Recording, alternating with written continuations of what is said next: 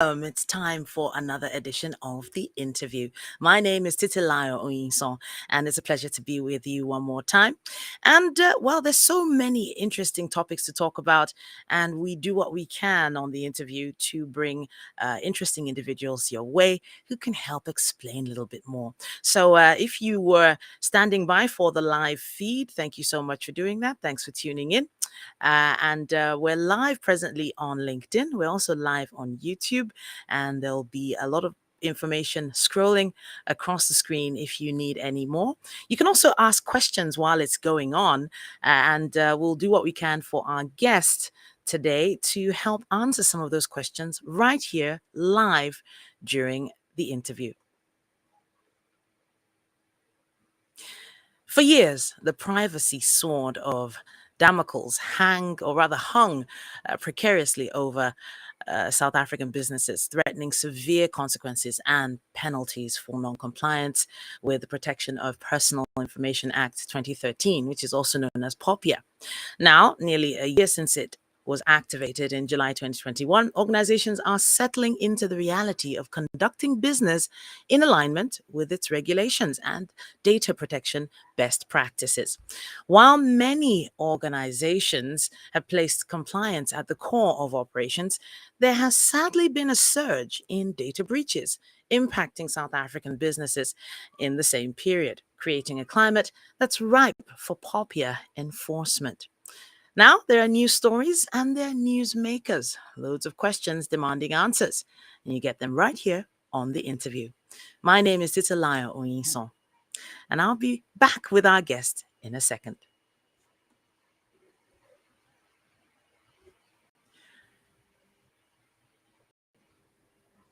Hello.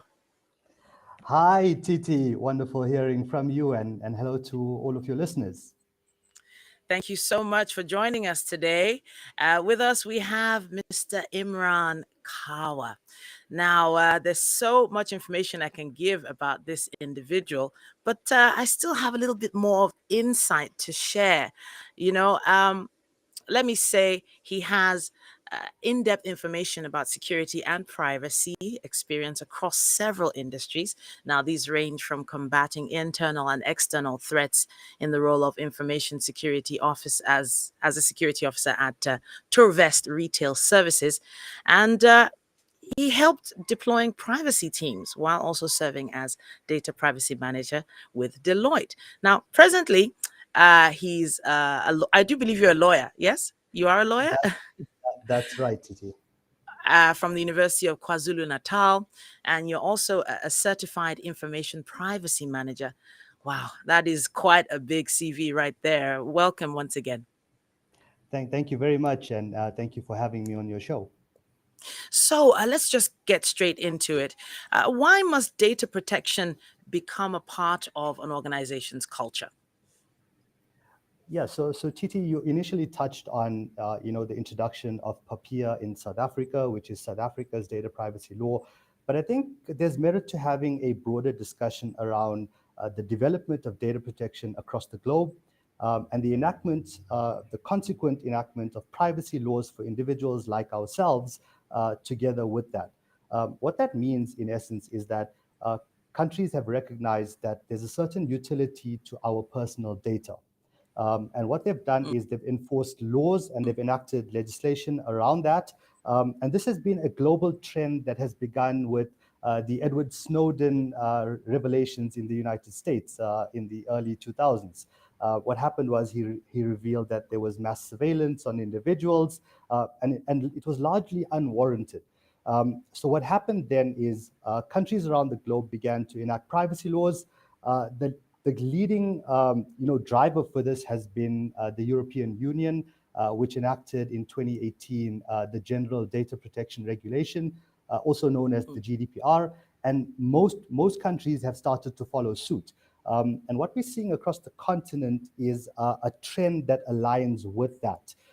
So countries have recognized that our data has a certain value, that you and I as data subjects have started to care about our personal data, and that we want to have certain recourse against organizations that are misusing or abusing our personal data.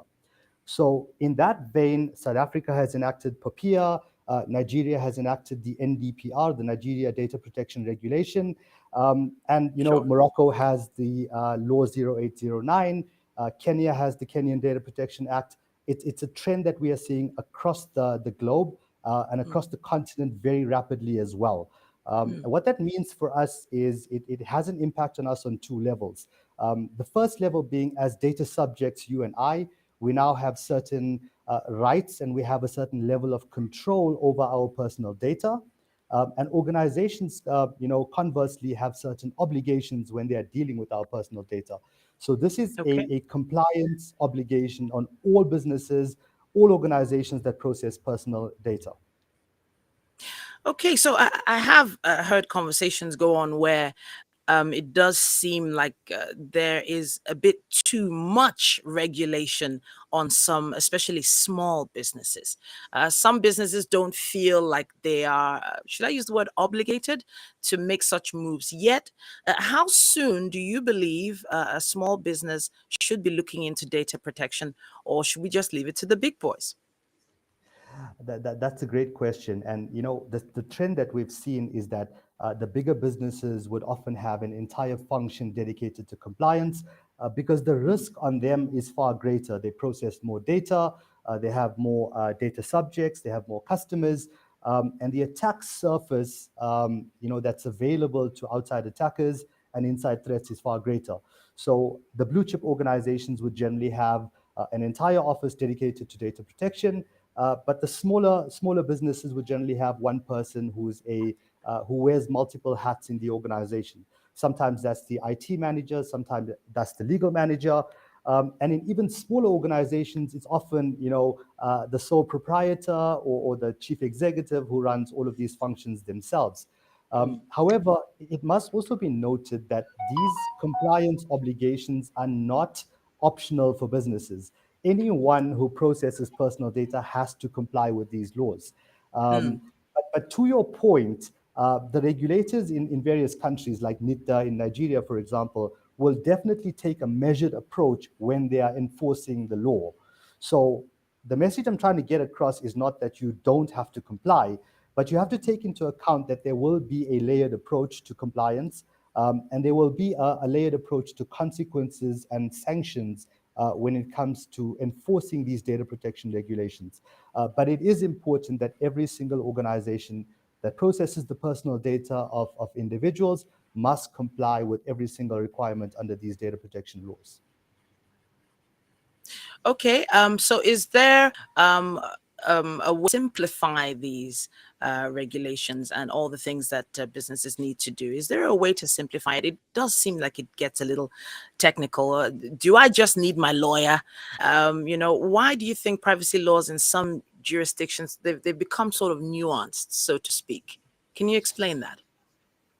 Yeah, absolutely. So, unfortunately, there are a lot of technical requirements that need to be implemented. And one of the overarching terms that you'll find, congruent through all these privacy laws is the business must enact adequate, reasonable, technical, and organizational measures to protect data.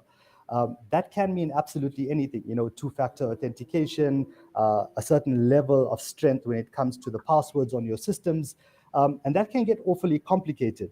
Mm, But I always advise, and coming from a compliance background myself and from a consulting background, I always advise businesses to take a measured approach when it comes to looking at that compliance and a risk-based approach. So have a look at what your biggest risks are.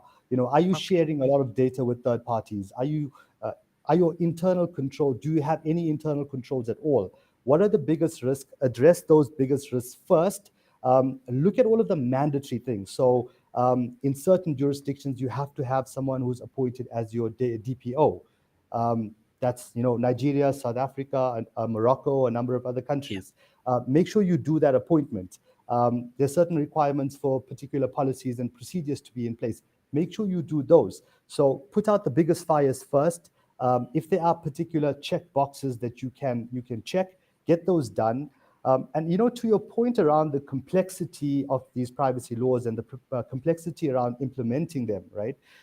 What I find important is to recognize that a lot of these privacy laws have now been drafted with plain language in mind.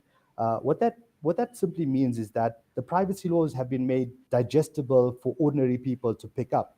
And because they are, public-facing laws, it's easy for you to pick up a copy of the law, read through it, unpack it, and understand it, as opposed to something related to national security or labor regulations. So it is Mm. something that's easily digestible. Anyone can actually pick up a copy of these laws, read through them, understand the obligations, and understand the expectation on them as an organization as well. Okay, so I have to say thank you so much for joining us once again. If you're just tuning in, this is the interview, and with us we have Mr. Imraan Kharwa.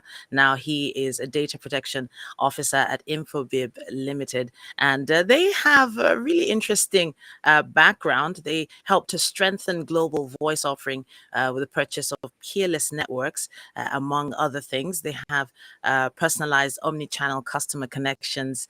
They have a global reach and a local presence. They have full stack customer engagement, and they have been working based on trust. You should check out their website. That's infobip.com, and find out a little bit more about what he does. But more to the point about what we're talking about today, why data protection is so important. Now, um, we could look into it from this angle. Now, there's this added scrutiny on organizations. It means that they must be far more cognizant of how they process personal information, ensuring that their security controls are adequate and effective. But one of my questions now is, how do we know that what we've done so far is adequate? And how do we tally what exactly it means to be effective?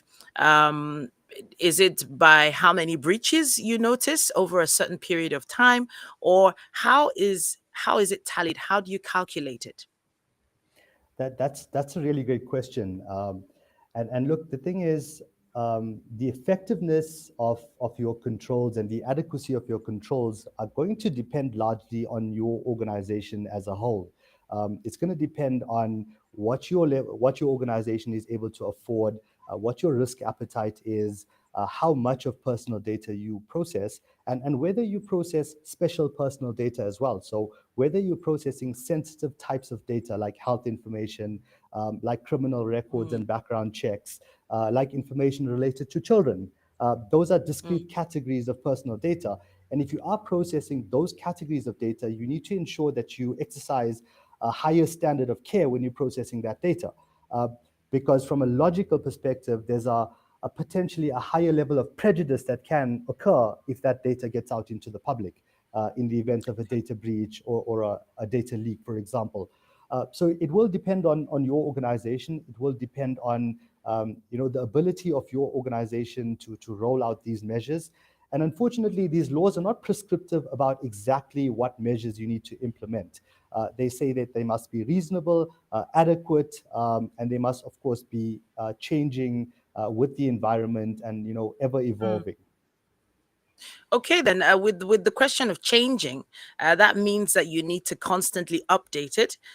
So it feels like there's is there a periodic time for updating? Is it every 6 months? Is it every 1 year?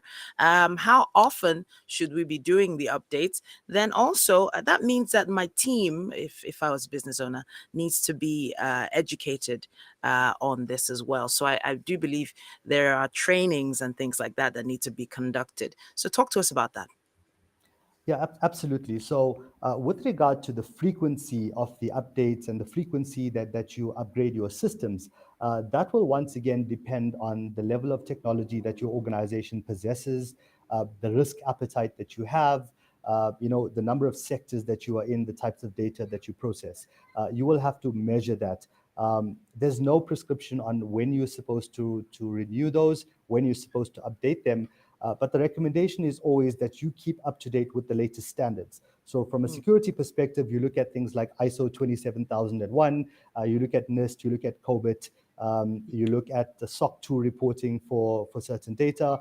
If you're a card processor and you process card payments, You ensure that you are compliant with PCI DSS, the payment card industry's data security standard. And these are ongoing things. I often tell my colleagues and my team that compliance is a journey rather than a destination. You don't ever get to that point. But what matters is the level of effort that you put in while you are on that journey. And then with regard to the training and the frequency of trainings, so the human element is always the most critical aspect when it comes to prevention of data breaches, prevention of fines, preventing us from receiving compliance notices from regulators. And the easiest way to combat that is to ensure that we raise the baseline level of awareness in our own organization. That means, training every single employee that comes into the company, ensuring that we regularly refresh that training so employees are aware of it, ensuring that everyone in our team has the same understanding of what is privacy, what the impact of it is, what the potential consequences are, and what they need to do in the event that they notice, a data breach, for example, or they notice, personal data being shared in an unauthorized manner. So I would advise a layered training approach, a high-level training for management, and thereafter training for new employees, and an ongoing training at least once a year. Okay, so most of the time when companies go into well, let's stick on the training angle for now. When they think of training their employees or their teams, they think of it adding to their productivity and improving on eventually their bottom line. But it does seem like data protection isn't really looking like it's equaling to dollar signs for the company themselves. So, is there any angle whatsoever? This could maybe just reaching here for a company to actually be able to recognize a financial impact in the green when taking more cognizance of data protection. Absolutely, and that's a fantastic question. So what we're seeing is we're seeing a trend in the market to, with the bigger players like Apple, Google, Facebook, they're starting to market data protection and data privacy as a unique value proposition as a part of their offering. So one of the things Apple does in a fantastic way is it markets privacy on Apple, privacy on iPhone.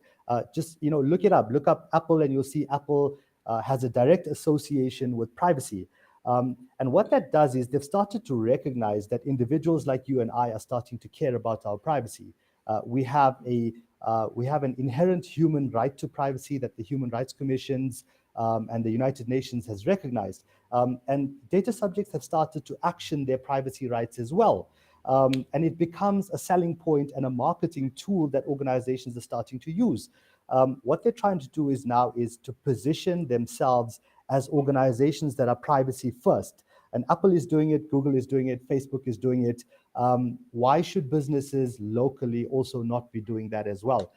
If you have, alignment with POPIA or NDPR or CNDP, you should now be looking at how you can promote your organization as privacy first. You should be having, you should be putting out marketing materials. You should be highlighting your privacy program so that your vendors, your clients, your customers can now see that you not only care about privacy in terms of your privacy policy, but you are actually doing something to show that they can trust you. So if you want to promote yourself as a trusted advisor in the marketplace, you need to Okay. show that you care about privacy and you care about security as well. Is there any data to show that it's actually affected the bottom line of companies such as Apple and the like? Absolutely. So Apple's recent initiatives have given the data subjects more control of their data, but they've also, provided a certain level of assurance to their data subjects when it comes to their data. And what you'll see is a trend towards people wanting to buy more iPhones because of that assurance. And Cisco's done a fantastic report where they've shown the actual ROI on, privacy as a unique selling point. I don't have the data in front of me right now, but there is a fantastic report that they've put out, their privacy index for 2022, which details exactly the shift in the marketplace and the shift towards seeing privacy as a revenue tool as well in most organizations. Okay, fantastic. Now the year is was flying by, and we're drawing to a close gradually. And it feels like this message, this interview, is going to connect with someone who just realized, my goodness, I haven't put anything in place.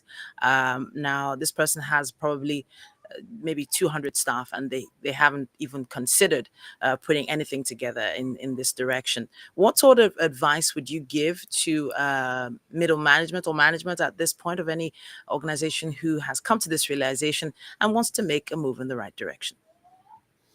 Yeah, certainly. Look, we're coming towards the end of the year, but we still have a little time. A Mm, lot of our privacy laws have become effective in the last 6 months to last 18 months, backwards.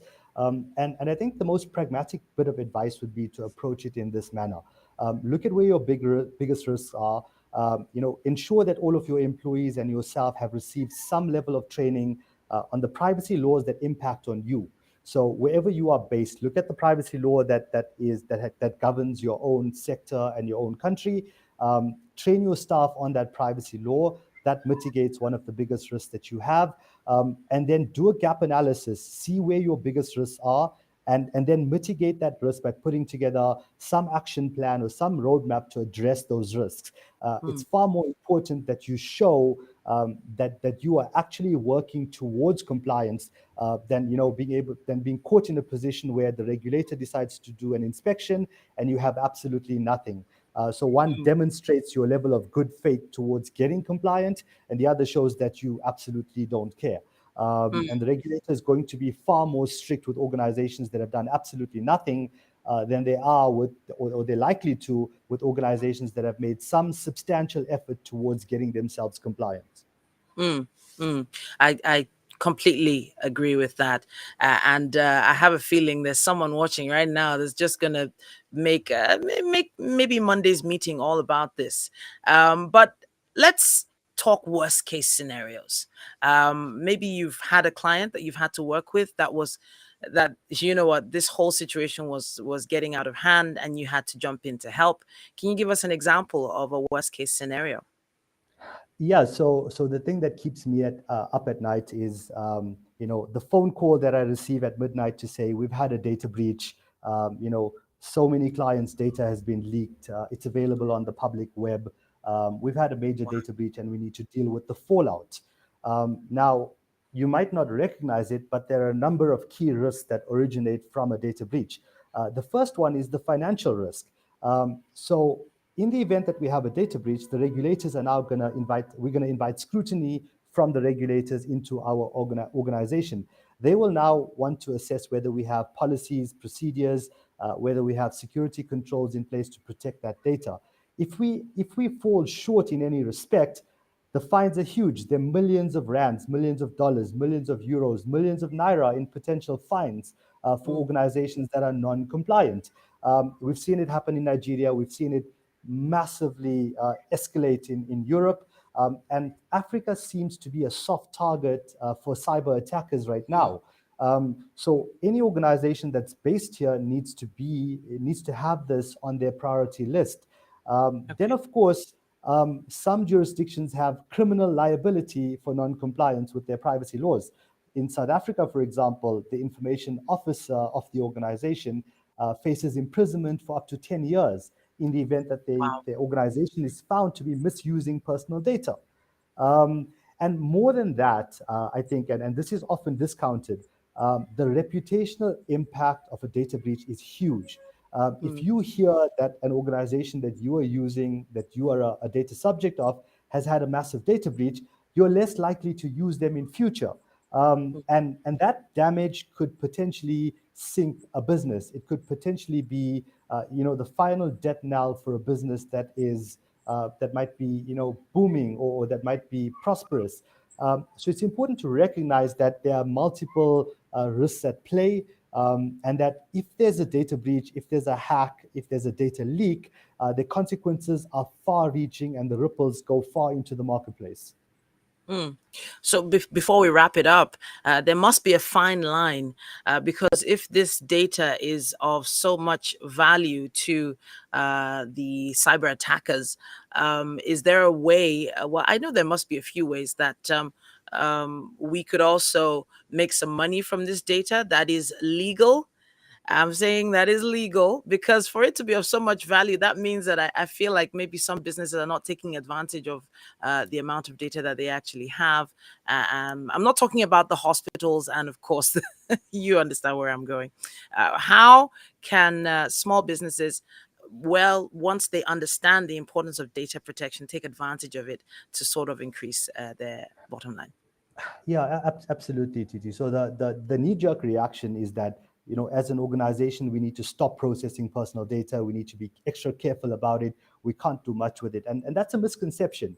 I mean, Okay. the data analytics has become a discrete function in and of itself. You are now able to get to a granular level where you determine exactly who your customers are, what their potential next purchase is going to be, where they live, what their affordability is, what their favorite vehicles are, what their favorite perfumes are, where they shop, all of that.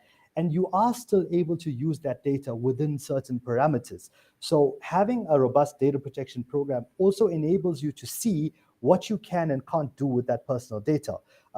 For example, marketing is always a contentious aspect of data protection, and there's no restriction on marketing. It's just the restriction on certain types of activities that you can do. You need to ensure that you obtain consent if you are marketing certain products and services. You need to ensure that the data subject is aware of what you are doing with their data. And once you do a deep dive into that, you recognize the value in the data that you have. And Mm. it's an oft-repeated adage, but data is the new oil. And organizations that have recognized that, I mean, any service that you don't pay for makes you the product that you are using. So if you're not paying for Facebook, if you're not paying for the use of Google, what you are actually doing is you are surrendering your personal data in exchange for the service that they provide to you. Okay, thank you for clearing that up because I have received quite a few questions on that before. And I think at this point, I should open up the floor for anyone who has a question that they would like to ask themselves. Of course, we will open up the chat so that you can ask. And Imran is here to see if you can answer them. But let me give you a little insight into who Imran is once again. Let me see if I can find it. Yes, I've been going through a lot of information. I've been Googling you, sir. He is the data protection officer at Infobip Limited, and he has in depth information about security and privacy experience across several industries. Now, these range from combating internal and external threats in the role of information security officer. And he also is a lawyer, and he went to the University of KwaZulu Natal. When it comes to internal privacy and questions like that, I will definitely be listening, looking out for you on your page. What is your LinkedIn page? Is it the same name, Imran? That's right. It's exactly, all of my socials are exactly the way my name is spelled. Okay, so I will be tagging you on LinkedIn right now with this video so that anyone who has questions can put it out there. All right, then I have to say thank you so much for joining us on the interview today. Thank you very much, Titi. It's been an absolute pleasure, and I hope to talk to you again soon. Any final comments? Just that privacy is important. You should be cognizant of your own privacy and your obligations in your organization as well. Thank you so much for joining us. We'll be calling on you once again sometime soon when we have more questions. My absolute pleasure. Thank you very much. All right, then. Now, there you have it. Mr. Imran Kharwa there, Data Protection Officer of Infobip Limited. Now, he has given us a little insight into what exactly is important. And so just a little insight to what we're talking about. Now, POPIA governs the processing of personal information of individuals and juristic entities. That's data subjects by organizations in South Africa. It also regulates the processing of personal information of individuals by organizations from collection, aggregation, and usage all the way through to retention and destruction. Now, encouragingly, the information regulator, empowered to monitor and enforce compliance with the provisions of POPIA, has been active in engaging with organizations that have experienced data breaches over the past 12 to 18 months. The added scrutiny means that organizations must be far more cognizant of how they process personal information, ensuring that their security controls are adequate and effective. Now, while compliance has been historically viewed as just for administrative areas of the organization, most organizations now realize that privacy enablement is no longer just nice to have. It's not, being frivolous to put value on the necessity of being able to do business. In tandem, technology companies are ensuring privacy forms a key part of their offerings. So that's why we had this conversation with Mr. Imraan Kharwa today. Please send in your questions, contributions, comments. We would love to see them. Make sure you subscribe to my YouTube channel, of course, and stay right here with me and follow on LinkedIn for more information. My name, once again, is Titilayo Oyinsan. It's been a pleasure. Until next time, thanks for listening.